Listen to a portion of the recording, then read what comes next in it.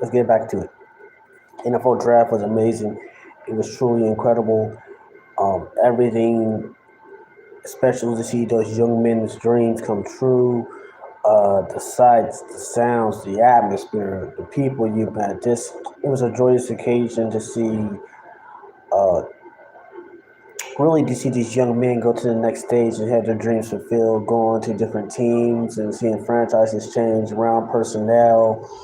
I really enjoyed the camaraderie of just the unity of the draft. Throughout the draft, it was very unique to see different people, different places, different places for people coming all over to watch their teams draft certain people, to see who they're going to get, to see the directions of franchises. But above it all, to see the young men and their families' lives that are changed.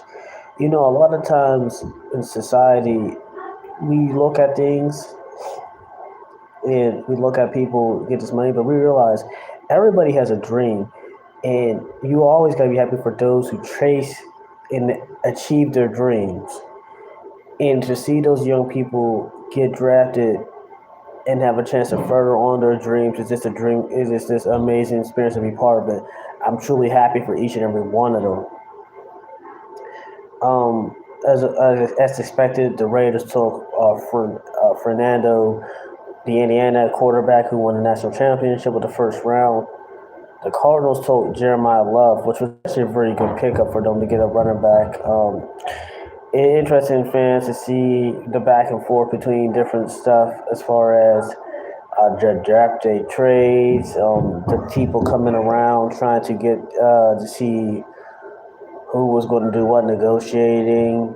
Because a lot of times during the NFL draft process, a lot of teams try to negotiate to move up for a particular draft pick they want. They try to negotiate with other teams. And it's always interesting to see how that goes. Because normally, teams in the first top 10 don't really trade their picks. They normally keep it solidified as the top 10 teams. But throughout the offseason, you trade up, you try to get different people. But to see the draft come in full display is just amazing. I did see that there was a lot of people who was undrafted. For example, the quarterback from Vanderbilt was undrafted,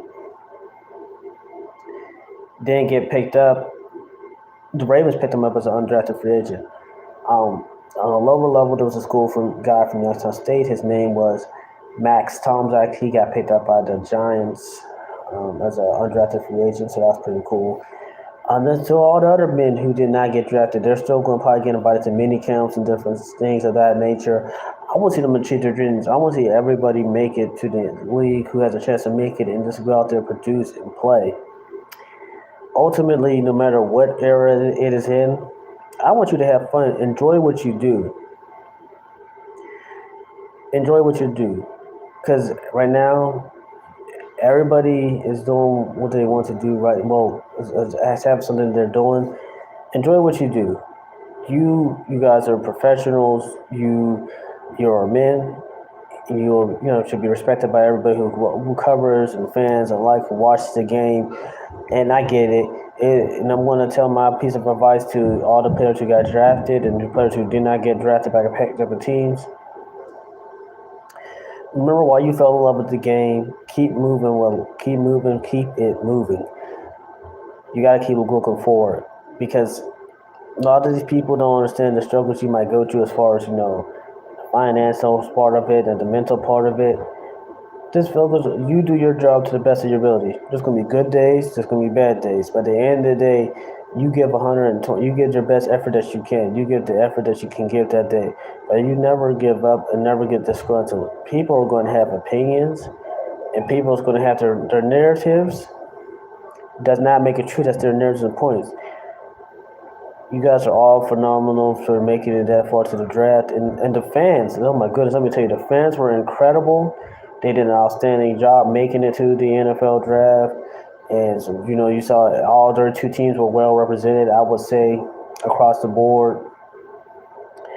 It was just incredible to see the camaraderie, the national anthem, to see uh, how planes flying over. It was just an incredible experience to just be around that camaraderie and everything.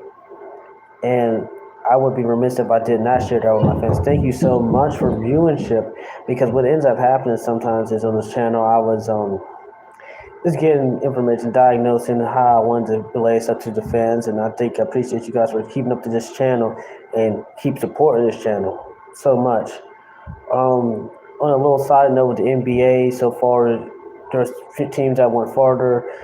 Last night the Lakers beat the Rockets in the series to go 4-2, so they're playing the Thunder next round, and the Timberwolves are playing the Spurs the next round. We have 3 Eastern Conference teams that's in the Game 7. Actually, the Knicks are the only team that has advanced. They beat the Hawks in the series 4-2. All the other ones is 3-3 between the Celtics in Boston. The Cavaliers against the Raptors is 3-3, 3-3.